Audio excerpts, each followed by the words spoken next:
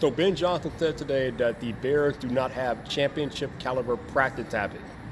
So what does that mean exactly? Well, in my opinion, this team is going to look a lot different next year. Cole Kmet, interestingly enough, talked about this last year, about how the practice habits were not up to par. So we're still talking about practice habits a year later with a new coach.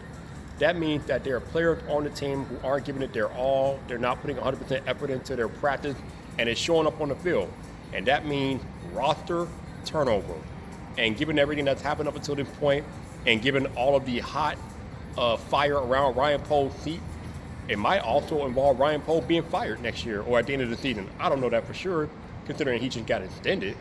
But I mean, if this team keeps going down the dump, you're not going to have any choice but to look at Ryan Poles. But I already talked about that. But there's going to be some roster turnover next year for sure with this Bears team. Just off the top of my head, DJ Moore, don't know how much longer he's going to be here. Montez Sweat haven't really lived up to his $27 million a year salary. If Jaquan Bricker doesn't finish the season healthy again, he might be out of there. You might find some of the more higher-priced veteran players on their way out the door.